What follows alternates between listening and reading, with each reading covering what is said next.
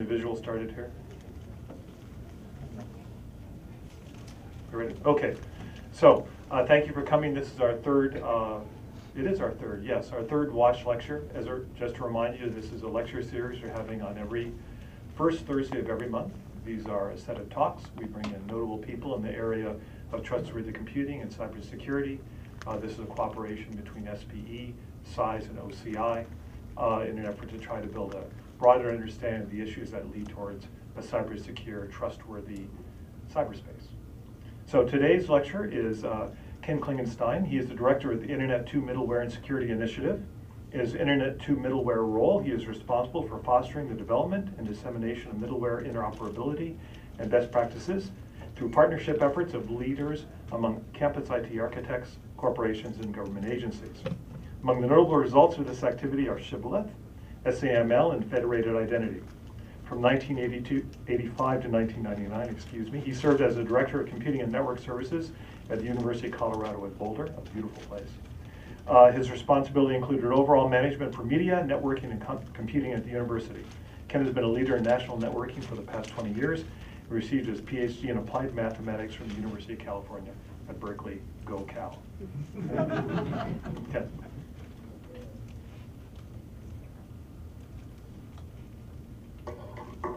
Thanks, Keith. I'm very honored to be here. This is a very special institution in my life, in the world, and I'll come back and mention that in just a second, but I'm really thrilled to be here.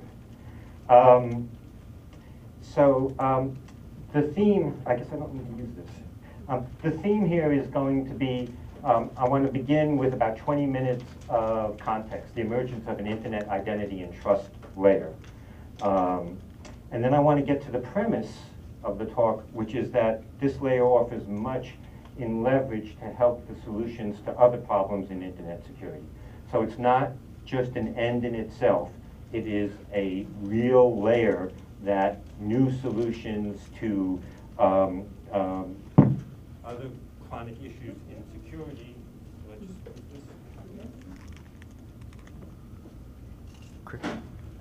that other chronic issues in security have the opportunity to be leveraged by this. I'll give you some examples in terms of wide aperture security tools, role-based access control, zero-knowledge identity, etc., DAO of attributes. And the takeaway for this august audience is that you have the ability in your solicitations and your invention going forward to create a whole new raft of cybersecurity tools by leveraging the infrastructure that some of us are in the midst of deploying. So that's the context for the talk. So an apology about the title. It used to be esoteric. Does anybody not know the story of Turtles All the Way Down? Ed was kind of talking about it, but anybody not know? Okay, so very quickly, Bertrand Russell told me this, not really, but this is a Bertrand Russell story that he was giving a talk in 1905 or 1906, and he was talking about the nature of the universe. And at the end of the talk, a little old lady from the audience stood up and said, "Well, that's all very good, Dr. Russell, but that's not how it is. We all know that the world is carried by a turtle." And Dr. Russell said, "But madam, what's the turtle walking on?" And she said, "Another turtle." And he said, "But madam," and she interrupted and said, "Don't go there, Dr. Russell, it's turtles all the way down." So it used to be esoteric. And then Stephen Hawking, that popular book writer, used the story in one of his books. And so now it's mugs, t-shirts, a song, and most importantly, an achievement in World of Warcraft. So there's some of the t-shirts, and there's a mug. Here's the song by the New Junk Aesthetic, just in case you haven't heard it or aren't tapping your toes to it, with the chorus of, "When we think we've reached the end, we're only back where we begin, Superman, Superman, Superman." Truly, truly a popular tune. And then finally, the World of Warcraft achievement, which you only get by riding a sea turtle I read more about this than I should have. It took 3,350 clicks for somebody to get this World of Warcraft turtles all the way down. So, so because it's become so popularized, let's talk about trust and infinite regression, because that's really what turtles all the way down is the embodiment of. There's a couple of interesting analogies between trust and infinite regression. Trust builds on itself. It's very much of a feedback loop that as you have trustworthy interactions with individuals, you in turn build more trust in them. Transitive trust has always been a very difficult subject. In human context, in PKI, we spent years trying to limit the chain of trust that can be built and the constructs around that. So you've got to be very careful about how you work that space. Trust can move from one context to another. I can trust you as a neighbor and then discover that you have a certain kind of business, and I can move my trust in you as a neighbor to a trust about your business. We get into infinite regression because the other choices are not good in philosophy, and so we don't like circular arguments, which is an alternative to infinite regression, and axiomatic use is an alternative to infinite regression. We'll try to avoid those in our space. And then the point of this talk, trust can be leveraged to enhance other technologies. I'll come back to that in a few minutes after I talk about the context. It's a small enough room that if people have questions, please interrupt along the way, raise your hands. So I want to talk about what's been happening in terms of internet identity and attributes over the last several years. There's been an emergence of internet identity. It's just gone explosive in two flavors. There's the flavor that we typically have been promoting in the R&E sector, which is federated identity, and I'll come back and talk about that in some depth. It's well anchored in the US, it's extremely well anchored overseas. So the state of federated identity for our colleagues in Europe and in Asia is much more advanced, much more comprehensive, largely because we're trying to herd cats here. I'm talking to a room full of cat herders.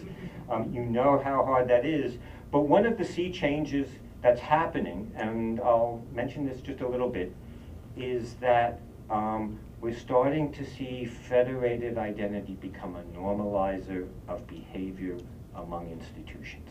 And we never thought we would get there. And so we're seeing MIT and Stanford come to me and say, can't you get these other universities to populate all those attributes? Can't you get these other universities to put consent mechanisms in front of users? This is wonderful stuff. We did it in '85 and '86. I remember when we first deployed, Boulder was the first campus to get on the internet, NSFNet in those days. And what numbers should we pick for our various ports on our router?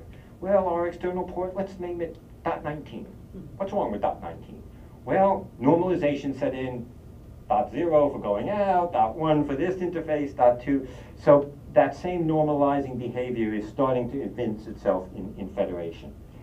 There is also a set of theoretically interoperable social identity providers serving large masses of social and low-risk applications. How many of you have a Gmail account? Welcome to the social identity world.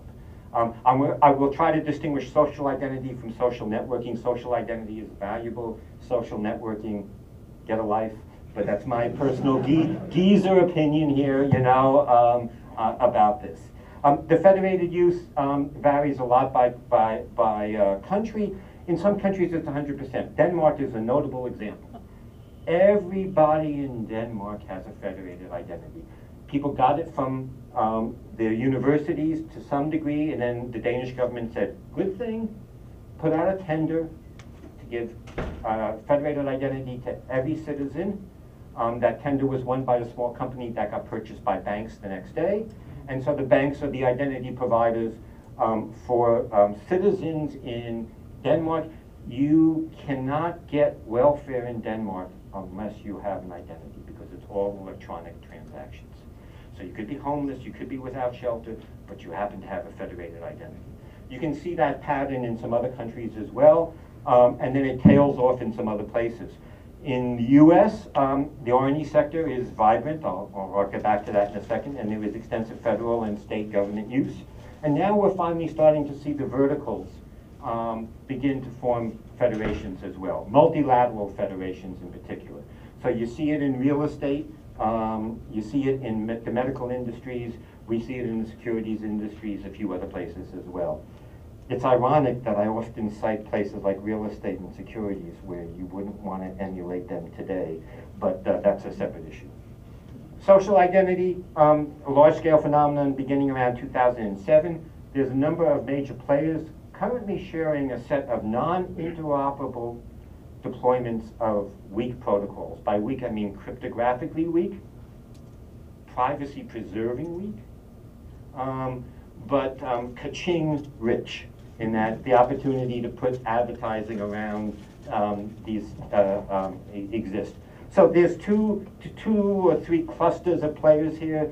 Google, Yahoo, and PayPal is a major set. They work together in standards processes, quasi-standards processes, and that the rest of us aren't allowed into the room, but those 3 or 4 companies are able to do some normalization. And then Facebook plays by itself for a couple of reasons, not the least of which is when you click on that term of service, when you get your Facebook account, you have signed over everything you upload, all your preferences, etc. to Facebook. They are deathly afraid that any kind of scrutiny of this will lose that term of service, and they want to keep those terms of service in place. There may be convergence happening in the social identity space, so these are non-interoperable today. There is a standard called OpenID Connect. It is advancing forward, again, quasi-standard in that it's several of these companies working together. Ironically, they're using a large amount of federated identity approaches, so attributes are getting into that. Privacy preserving is entering their mindset. Better crypto is entering their mindset. So the good news in this is that when we did SAML and Shibboleth, we had the idea pretty quickly, and then we were sent out by our fearless leader for a year to make sure there was no simpler way of solving this problem. And after a year, we were satisfied that if you wanted to preserve privacy, if you wanted to avoid correlation attacks, if you wanted to carry attributes, what we were doing sure looked minimal in that space.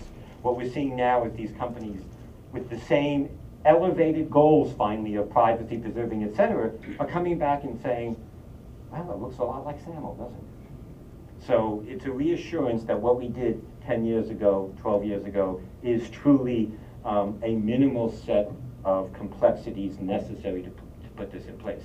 So the OpenID stuff, I'll just mention one more thing about this, which is that when you go out to Silicon Valley, I was there last week, the application developer is king.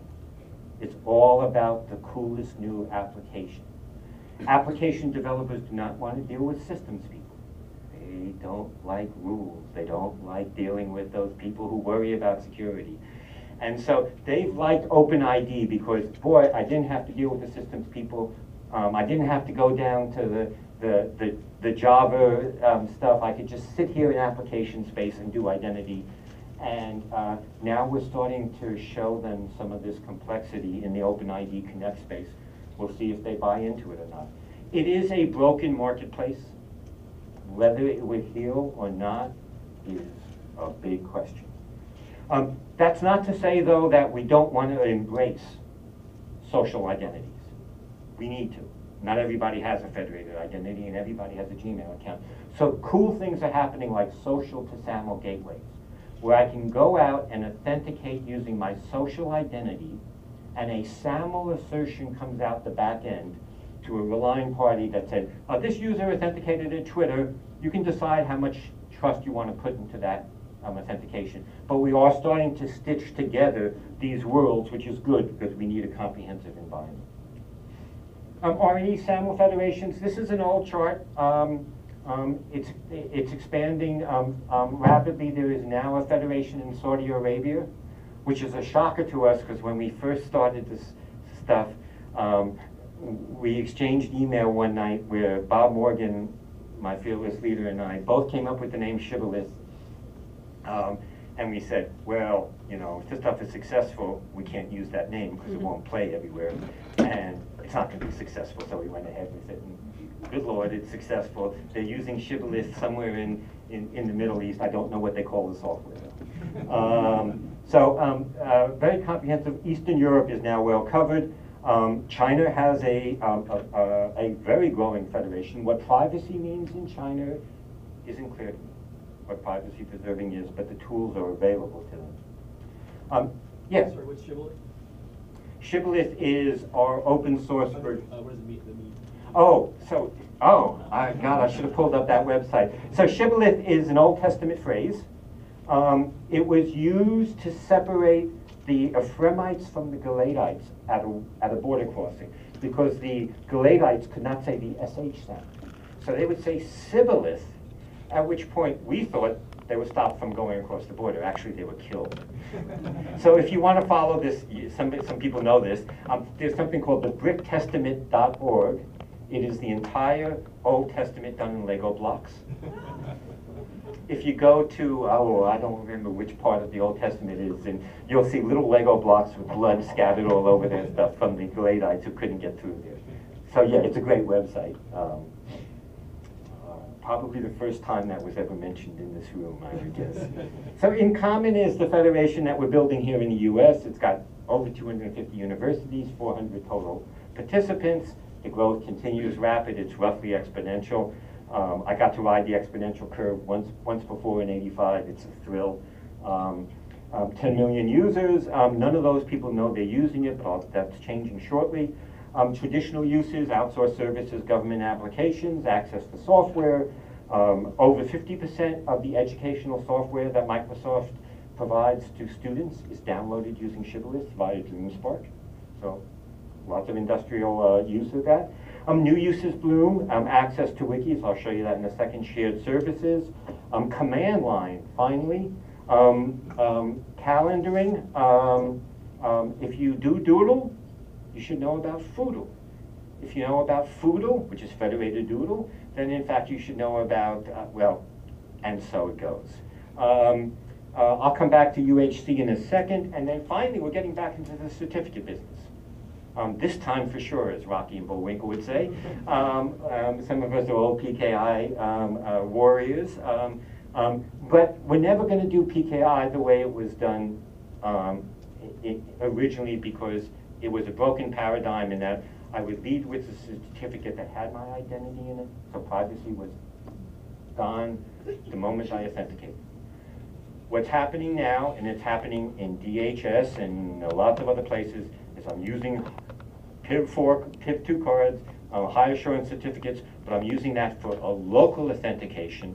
And then what's being passed to the other side is we have a very strong identity here. You don't need to know who it is. I'll come back to that in a second. So important services. Research.gov, including NSF Fastlane, and I'll get to that in just a second. Electronic Grants Administration from NIH. They have a killer app in the clinical trials wikis, the CTSA wikis, that is driving massive use of federated identity at NIH, and I'll show you some pages about that in a second. The Mayo Clinic is now a member of In Common. UHC is the University Healthcare Consortium. It's the 95 biggest medical research centers in the country. They have joined In Common en masse.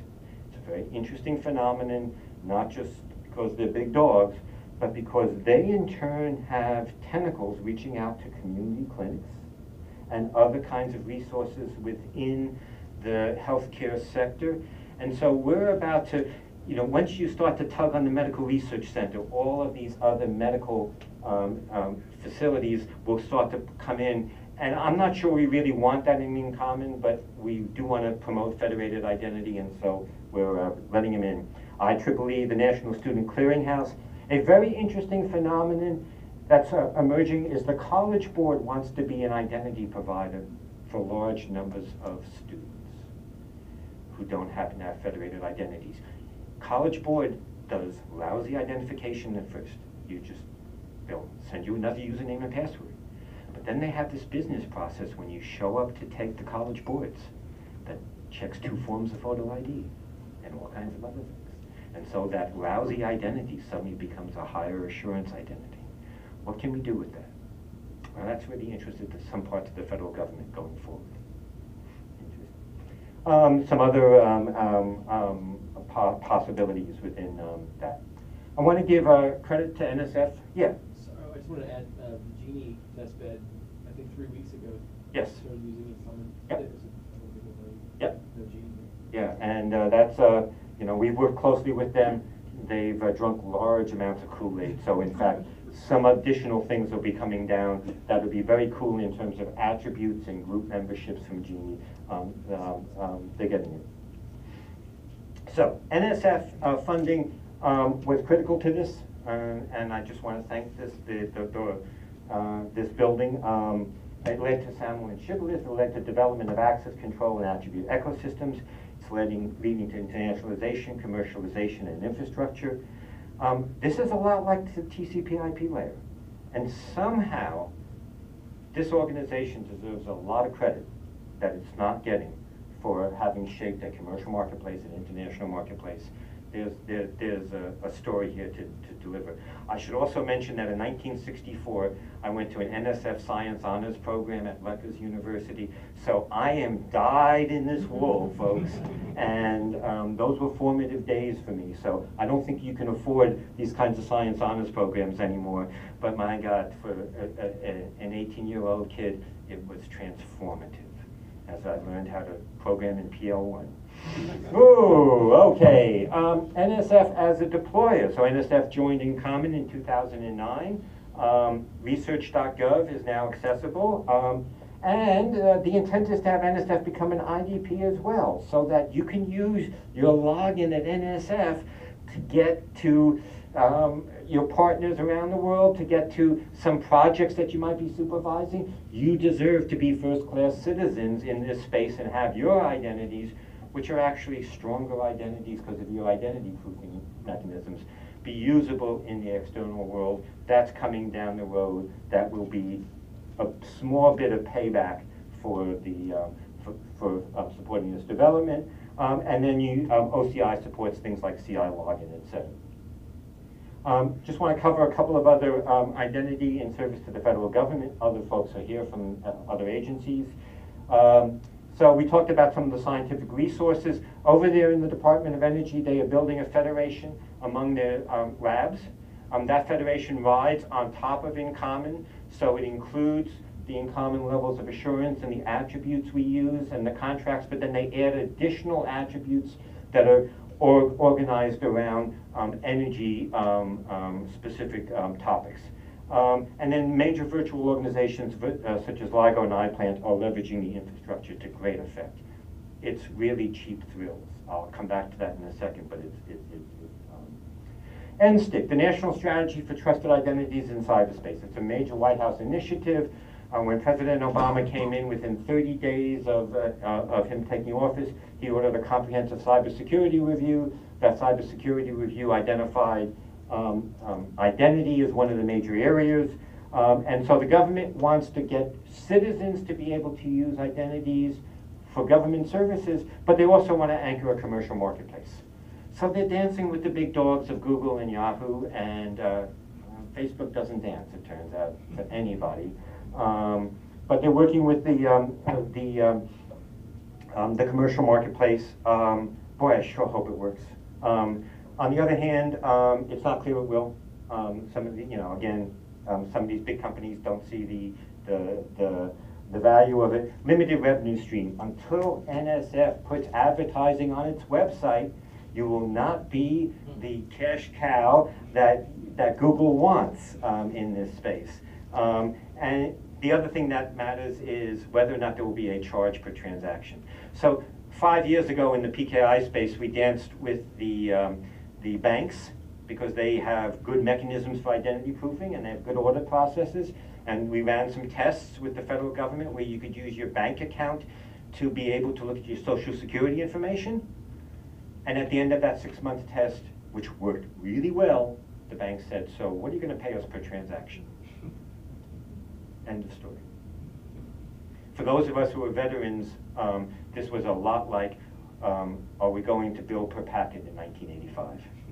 And for that story, the answer turned out to be, again, I was working with Steve Wolf and others at that point. We talked to the telcos, and 52% of the cost of their service was billing. And that's on phone calls, that's not even on a per packet basis. So, why? By the way, if NSTIC makes it, it works for this community. In fact, there's an animation on the NSTIC page, I won't pull it up now, but it's exactly a picture we drew on an Ethiopian restaurant placemat in 2001. So the vision has been captured and is being implemented. DHS and DOJ, they're driven by the need for high security and secrecy, so it's maybe the world's largest federation in terms of systems and scope. They have gone beyond anything that I could understand in terms of attributes. So I'll show you the attributes we pass in our R&E community. We have 6 attributes we pass. There's 350 attributes in the DHS DOJ scheme. A lot of attributes. They do it for secrecy. They don't do it for privacy. They do it because their operatives need to work with each other, but they don't want to reveal who their operatives are to each other. So basically we say we have a very high assurance authenticated person on this end of the pipe, and we can tell you who it is if that's what's needed down the road, but we're not going to tell you now, and let them into the content. And it works. They just have run them up. Standards processes. I think this is really important for success. We did the SAML spec via OASIS with 3 of the 7 members of the technical committee engaged with Shibboleth. We're now starting to do the non-web federated identity work in the IETF. And then we're doing a lot of stuff in the policy space with NIST guidelines, et cetera. And it's important to scale and to create commercial services. You guys know that. Just a little bit more about In Common. It's a work in progress. So we're trying to manage the growth. We're getting up to higher levels of assurance. We're putting end users in charge of attribute release and their privacy. We're extending member participation. This is a very powerful normalizing force when MIT and Stanford say, gee, Caltech is not populating all the attributes that we need. Would you talk to those people? Wow. Yeah, we'll talk to them. Boy, if we can get, identity management should not be a cottage industry. It's not what makes us distinctive as a community. If we can normalize this, all the better we can get on with the science and research. And then we're doing the personal sets, as I said. Our federation is a work in progress itself. So there's interfederation, think of BGP, one level up the stack. In fact, I had some interesting conversations with Scott Brim about BGP and whether it's a metaphor for interfederation. And BGP works on the basis of number of hops and things like that. When I said, oh, the parameters here, Scott, are locus of adjudication. He said, I don't want to touch this. Privacy management applications and on-webs and collaboration management platforms. So this is more than identity. In fact, identity is becoming less critical because we like to lead with attributes, because if we lead with attributes, we've at least preserved privacy as a start. We've also gotten into scaling capabilities, etc. So the attributes are connected to identity and they need trust. They do syntax and semantics both, and there's lots of processes in the identity and attribute ecosystem. You'll see this referenced in the NSTIC video and other places as well. And it is an area of future resource. Give you a sense of what attributes we're talking about? Well, there's a lot of them that are the institutional attributes. Your role here at NSF, my role in Internet 2.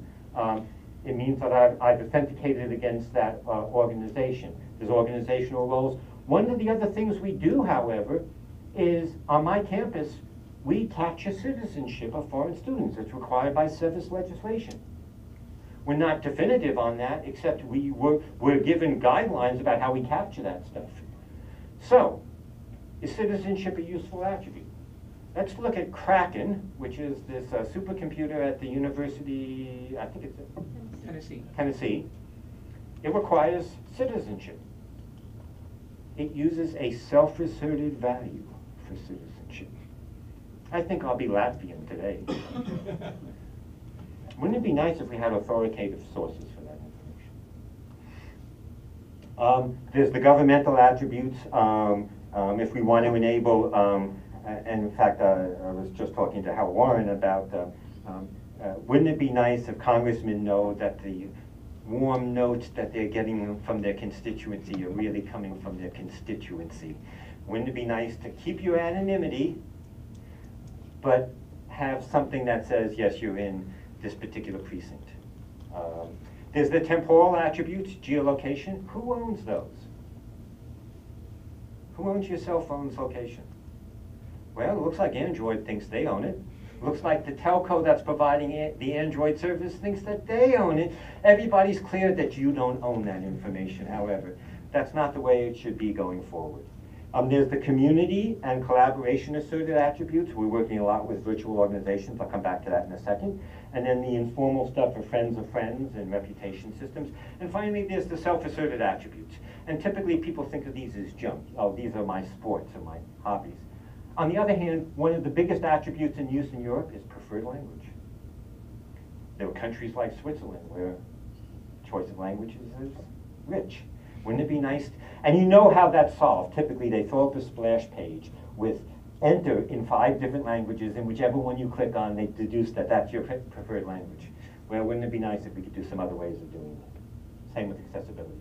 So, if you would cut the pipes of our federation and say, what the heck is flowing through those pipes? You would see these attributes. There's a large number of just member of the community. And that's good for a lot of content and a lot of other purposes. Faculty and staff, good for other purposes. We also have an opaque, persistent, non-correlating identifier. Opaque, 32 bits. You can't tell a person's identity. We use a different identifier for every site you go to, so you can't do correlation attacks. This was stuff that was a complexity that we thought, oh, can't we avoid this? We came back and we said, no, we can't avoid it. Now Google's using this technology, others are using this technology. It looks like it's the minimum set.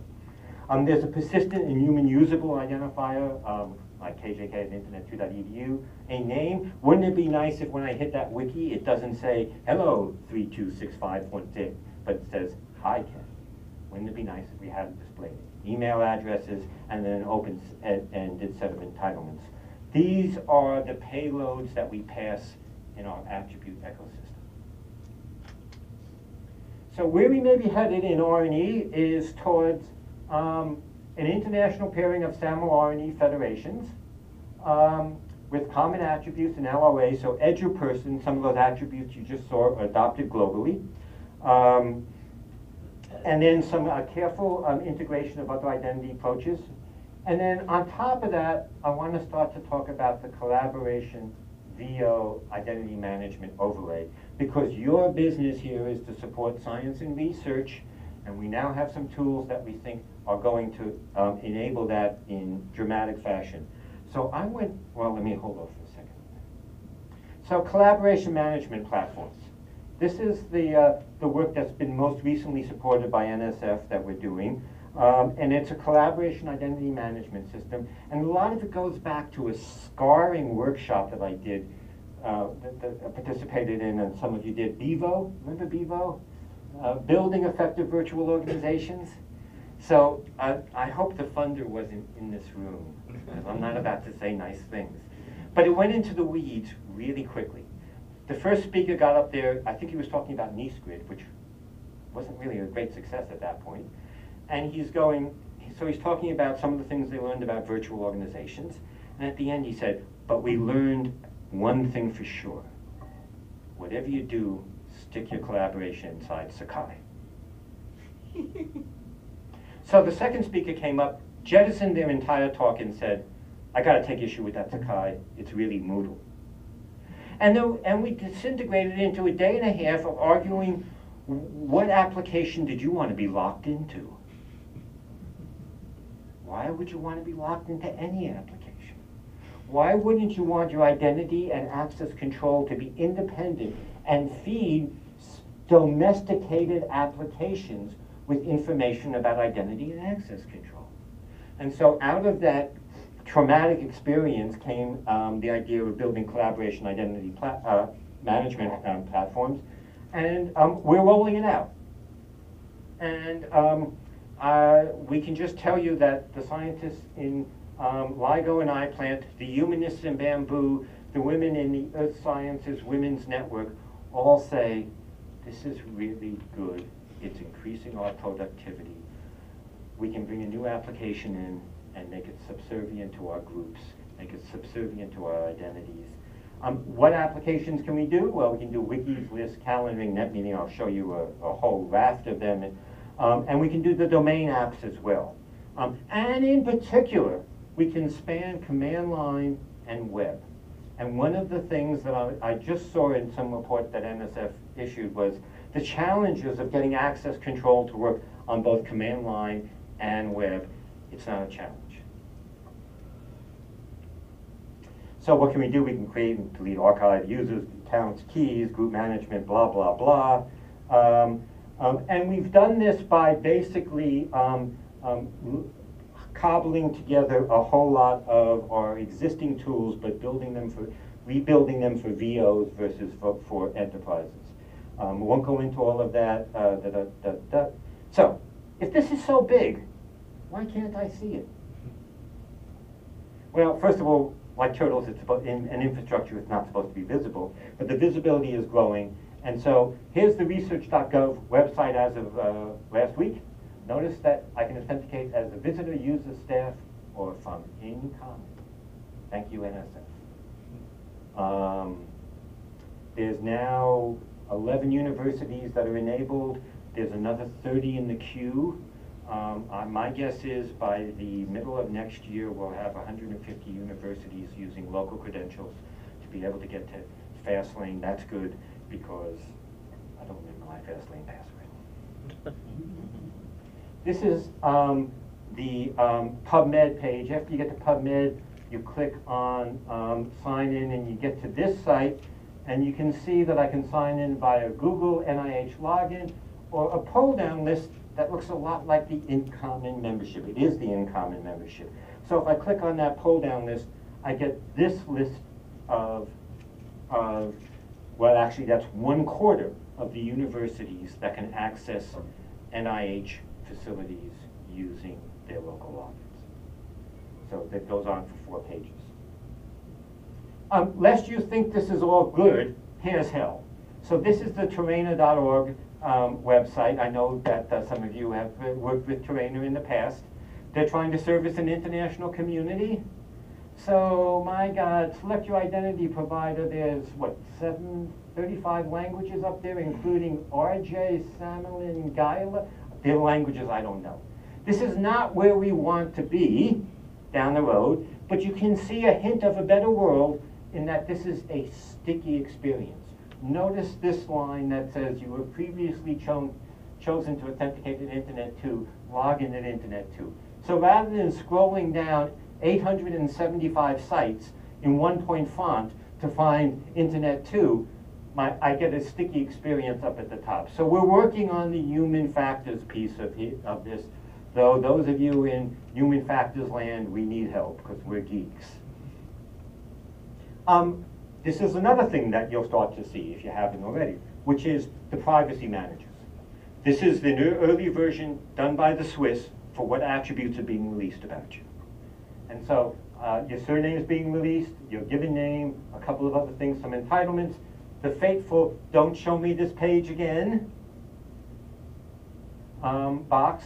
And you can confirm, and this is compliant with the EU privacy directives. Here's a version that's in deployment at Brown University. Same kind of idea, digital ID card, different attributes out there, but it's visible stuff. I want you to know that. And then finally, the collaboration management. This is part of the tools we're developing for LIGO and iPlant, which is the group piece. But let me escape from this and play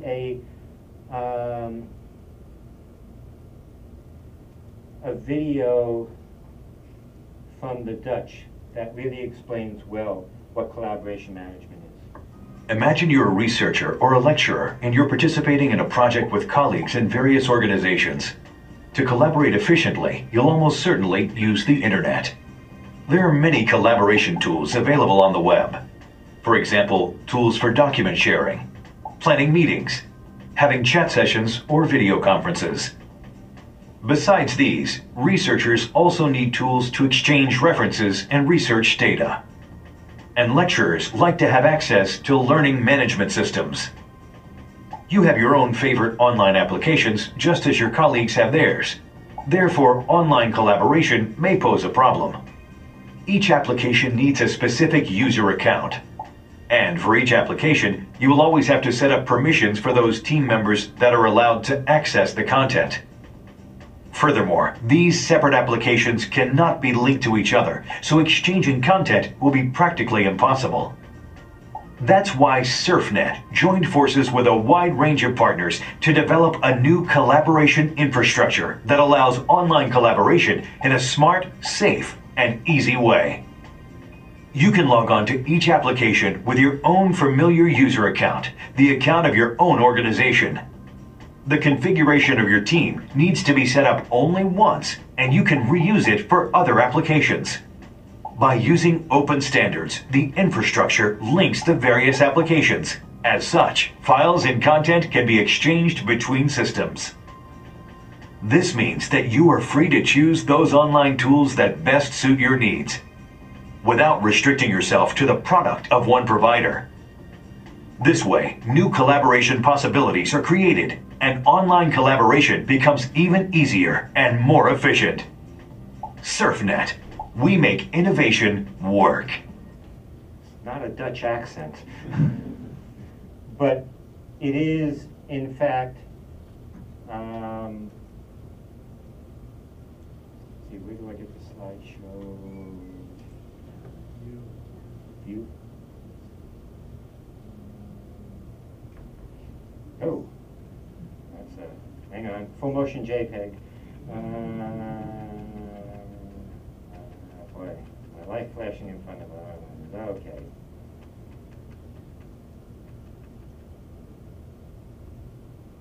Okay, back to the turtles. So, that's basically what's happening in the world. What I wanted to spend the remaining minutes on is talking about that we can leverage this stuff in other security areas. There's a new turtle in the stack. So, I want to talk just briefly about each of these topics. Wide aperture security tools, role-based access controls, zero knowledge, identity providers, federated network control, privacy management, and understanding the DAO of attributes. So, wide aperture security tools. Real-time correlation of security data across a federation of organizations and devices. Stuff that we couldn't do a couple of years ago because we had no trust. So I couldn't release all of this information from my log files to be shared automatically with your log files because we didn't have an environment that allowed that. We have an environment that allows that now. How do I begin to tap those tools? It looks like a very rich space of tools. So we're doing some nice analytics on that. And then fordrop.org, very interesting spot, which combines social networking with security analysis. Almost crowdsourcing security tools, where you can link files together in the nimble space that social identity allows you to do, and then have people explore it, but everybody's trusted inside that space because the identities, even if they're anonymous, are actually auditable and logged back. So I can function anonymously but with security and people knowing that it's really me. Role-based access controls. It isn't 5 minutes after federated identity when some wiki owner goes, oh great, I don't have to do accounts anymore. That's really handy. But these are the people I want to access the page. Do I have to list them all out? There's 700 people out there. 700 identity? No, maybe group membership is a way of doing this. Maybe roles and access control of that. And then you replace your Apple list of 700 names with a member of a group. We're able to start to develop these capabilities now. We're at the very early edge of that. We want to be able to extend that. I'm running through these for time, but zero knowledge identity. So if you went to the NSTIC video and listened to it, yeah, nice video, they make one claim that we can't do today.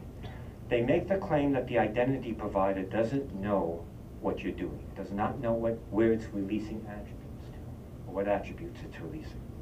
That's not the way it works in our world today. But there are good technologies. Stefan Brand's early work in PKI and zero knowledge identity. We need to stitch that back into our fabric, and then you'll have true anonymity in this space. So one of the things I'd sure like to see out there is real tools and libraries for that. Federated network control. So Ed and I spent years trying to get firewalls open so that grids, and we all know this one, you know. And I was CIO when a scientist came up to me and said, "So, would you open up the following 800 ports on your router?" And I'm going, yes, yeah, and you go, no, I'm not going to do that. But maybe there's a procedure and a process. Well, so we talked about the port poker years ago. The port poker is utterly viable at this point in a trusted environment. Can we get to it? Same with 323 or video conferencing. It's another thing that firewalls tend not to let through. Wouldn't it be nice if on the basis of identity, or even better, on the basis of an attribute, I'm allowed to be able to open ports? Help us get those tools. Federated base level network access. Some of you know about Eduroam. Wouldn't it be nice if we had Eduroam in this building around the US? We're working on it. We're working real hard on that. And then federated software-defined networking. So back to some of the Genie references, back to some of the OpenFlow stuff. Are these people thinking about a scalable trust fabric to underpin this kind of programming for routers? Are they? Considering it. That's it. Okay, we need to talk, as they say. Computer-aided privacy management. So one of the things about privacy is people want it, but they don't want to manage it. And so you saw those little boxes. We're going to be faced with a lot of, here's the minimum set of attributes I need from you, but if you give me your email address, I'll give you a rubber squeeze toy. I'll give you extra storage in Dropbox. I'll make some other inducement in return for giving you identity. Well, we need ways to have your past preferences in this space generate suggestions about what the privacy release mechanism should be for this new site that you encountered. So we need little homunculuses out there, basically. And what we're learning is that attributes tend to travel in bundles. If I need an identity attribute, I probably also need a display name. I probably also need a few other attributes. So we're learning a little bit about the ecosystem, which leads to this last place, understanding the DAO of attributes. So we ran a workshop in September 2009 that was just an existence proof. Yeah, there's an art to this stuff. There's going to be ways of managing attributes in the system. The LOA of attributes, level of assurance and confidence that the attribute value that was assigned for you is really valid. There's a lot of stuff for us to understand here. We call it DAO because it's not going to be a set of precepts. It's going to be a way of approaching an ecosystem. We need to make that work. So, moving forward, here's the pitch. There's lots of challenges out there, technical, policy, social, and we need inspirational research grounded to the new infrastructure. We don't want people to be inventive about identity management. We've done that. We want people to be inventive about the use of identity management to enable new capabilities in security, in collaboration, etc. We're going to need a connection of the research to some of the policy issues that are still out there. This is sticky stuff. I'll come back to that in a second. And we're going to need some innovative public-private partnerships to make it work, a la Google. So technical stuff. I'll just confess that I have not talked to a network security researcher in years, and none of them have talked to me. We need to change that model. We have stuff to share with each other. Tell me how to do that. Virtual organizations don't know anything about identity management at all, and yet directorates in this building spin off new VOs and send them out into the world, and these people go, oh, I guess we have to do identity and access control. Well, golly, in college I learned about something or other. That must be what we're going to use. We need to cross-pollinate. We need to work together. One of the things that will be really thorny here is that as we get into other federated security services, we're just doing identity federations, but they're the right campuses. They're the campuses where Genie terminates. They're the campuses where other kinds of services terminate. Once we get the CIO to sign a document, my God, let's milk that for all we can. Let's have Appendix X, which says we can share this information, and Appendix Y, which says we can share this information. I won't get into policy because it's alligators all the way down. And I won't get into social because I sure don't understand that, but it was a great graphic for making it all work for the consumer. So to wrap up, my plea to this grand organization that has developed has allowed us to develop some useful tools, some programs in this space, some informed solicitations. As I said before, wouldn't it be nice if the solicitations are anchored in the infrastructure? What did we build the cyber infrastructure for, if not to support new innovation? Work across the directorates and agencies, coordinating the deploying federal infrastructure. So I know there's a STAR metrics project going on that is trying to think about some kinds of profiles for researchers consistently across agencies. We really need that. I went to one of the DataNet projects a while ago, about a year ago, at a workshop. And there were all these important data set owners sitting around the room. And they're talking about their data set, and each one begins with the following sentence. I'm going to ask researchers to fill out a profile of what they're interested in. 17 profiles, right in that room alone. And maintain it. Oh, yes. Wouldn't it be nice if we had a single profile? That is the new single sign-on frontier. There is work going on to make that happen. I sure hope it gets traction. We need schema consistency. NIH went out and tried to build an NIH person across their institutes, as we all know. 330 attributes later. 17 email address attributes later. They put it up on the shelf and they said, maybe we're not ready to coordinate yet. Well, I need that to work not only at NIH, but I need that to work across agencies.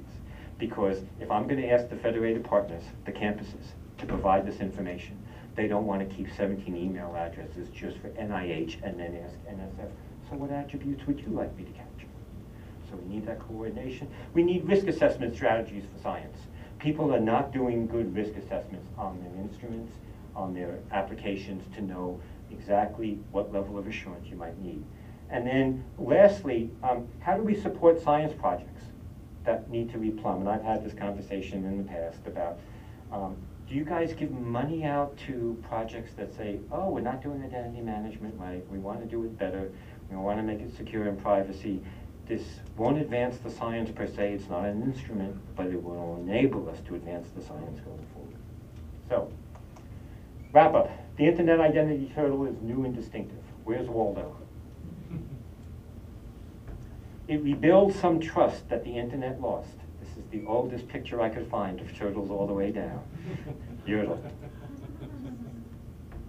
Coming back full circle. It may not be turtles all the way down. I don't know the answer to that, but there's enough turtles.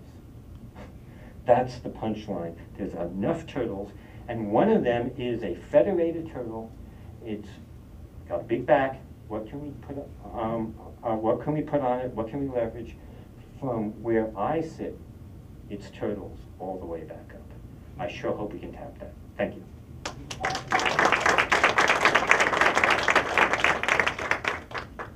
Dave. There's a tortoise that has been moving slowly toward the finish line called DNSSEC. Where does that play in?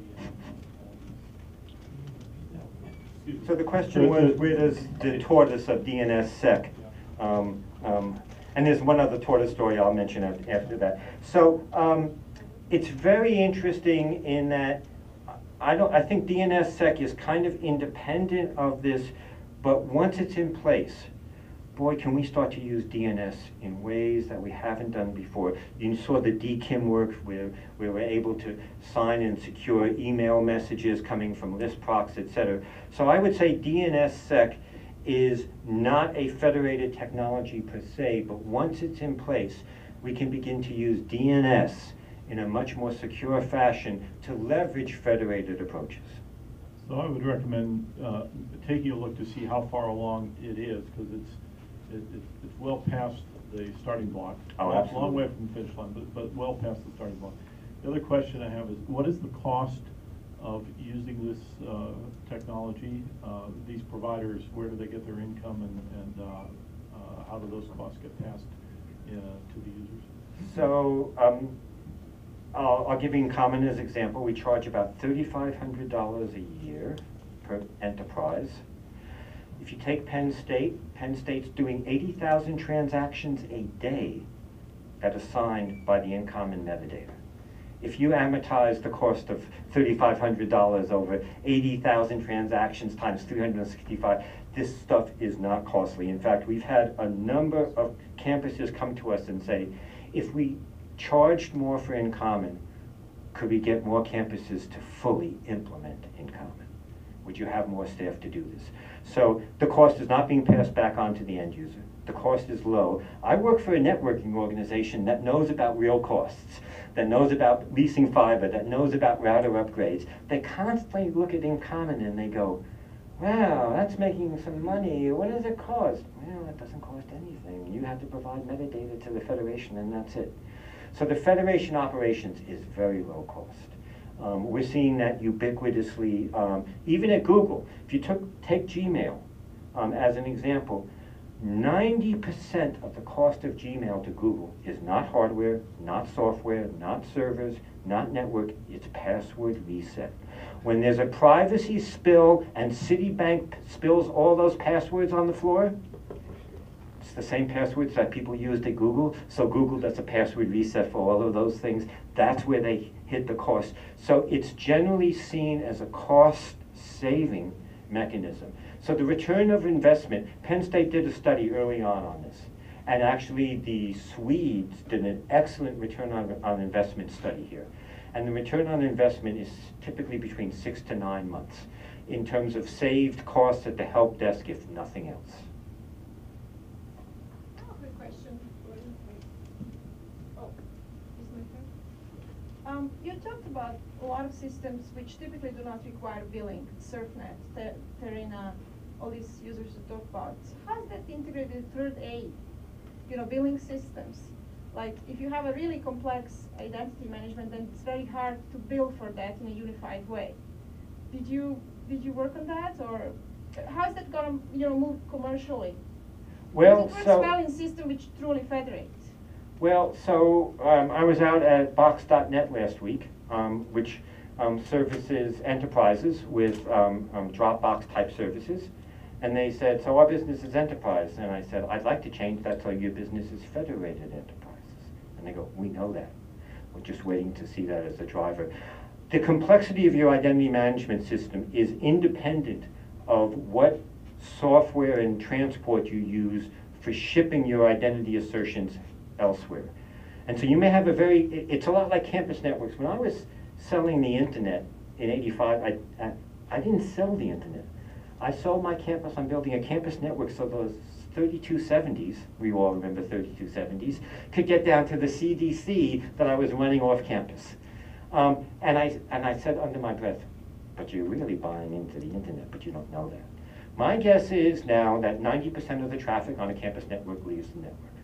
My guess is going forward that maybe 50% of the identity assertions that traverse a campus network now are going to be headed off campus in the future, because that's the way we face. We don't face on campus in our research community, we face the rest of the world.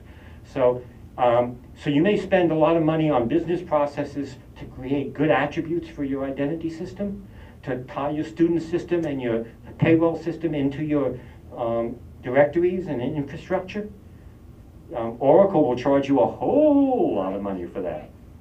But Oracle gives away SAML for free, or as close to free as Oracle will ever get. So it's that external facing stuff, it's just lost in the noise of the identity management piece. What was hard initially was getting campuses to sign the contracts. Those first contracts took 6 to 9 months. Now we go to a new campus and we go, well, here's 250 universities that signed it. What's so special about University of Podunk? Well, we get to hear what's special about them, but they sign it a lot faster than they used to. Ed. At the beginning, It's on, it's on. at the beginning, you said that you spent a year trying to make sure you were using minimal. Have you formally proven that what you have done is minimal? Not with a formal proof, and my background is in math, so I have a longing for formal proofs. That said, we're just watching invention after invention come back to SAML as the minimum set, and that's our confidence that we're doing it. But we went back and we said, oh God, can I use a persistent identifier at different locations? And we came up with the attack vectors for privacy and other things. And I'm not a technical person, I'm marketing. I call those other people product development. And I kept on yelling at the product development people saying, let's code. And they go, no, this is gonna be complicated enough that let's assure ourselves that nothing simpler will do. So all I can say is we spent a year wandering in the wasteland to convince ourselves, and we got convinced, and now we're seeing other people wander through the same wasteland and come back with SAML. So Ken, thanks a lot. I think that was a really good overview of this, and I've been thinking a lot about what we should be doing to develop a national cyber infrastructure. First of all, just as a scientist out there, then as the head of OCI, and now as the head of the directorate that probably serves the most scientists who use the national cyber infrastructure, and it's still very, very hard. And I think in common and federated identity management would make a huge step forward in terms of making it an integration between the campuses where scientists really work and the national cyber infrastructure, however we define that. So do you have any suggestions on what we could do as an agency to make this entire thing move forward so that, for example, in common is not just agreed to, but actually implemented on campuses, especially now that we have things like not only TerraGrid, but following on Exceed is going to use this as sort of their way of campus bridging to connect into the campuses and so on. So at the NSF, we have a lot of influence, but there's certain things that just aren't still getting done. And so what would you recommend that we actually do to make this actually happen? A couple of ideas, Ed. First of all, I want to move the conversation from identity to identity and access control, because that's really the full story. And then in that space, I think, so the engagement we're doing with iPlant and LIGO is just informative for everybody. Somehow that word needs to go out. If you look at the SurfNet video, SurfNet is doing a service offering for all of eScience, so that if you're an eScience group, you immediately get a collaboration platform with whatever applications you'd like, Scarlett. If your wiki needs mathematical notation, we'll go to TWiki. If it doesn't need mathematical notation, we'll go to this wiki, etc. They're only doing that for the eScience side. For the rest of the community, they're only providing the thin identity and access control. I don't think, at one point I had the dream that math physics would set up a collaboration platform. But you guys don't want to run infrastructure that way, and it doesn't really make sense. So I suspect that you could take, assuming we have successes, you could take and highlight the successes. Physicists talk to physicists. I guess they do, especially if they're in the same domain, and get some cross-pollination. We're talking about running an international VO camp next summer, where in fact we'll get some of these international VOs that need to deal with lots of different federations with the federated operators all in a room. If we can get 3 or 4 spectacular successes, or even good successes, I'm hopeful that word of mouth will convey this. One other place is writing tighter solicitations. And this has been a long time concern of mine. I look at JISC, again, we've talked about this in the past. JISC writes really tight solicitations. This is the infrastructure, here's where you innovate. I've seen NSF try to do that, but sometimes it doesn't work. But I would argue that some solicitations that say, you know, here's bedrock, be really creative above that. You know, I'd like to see if that could work. So something about the solicitations themselves might be beneficial.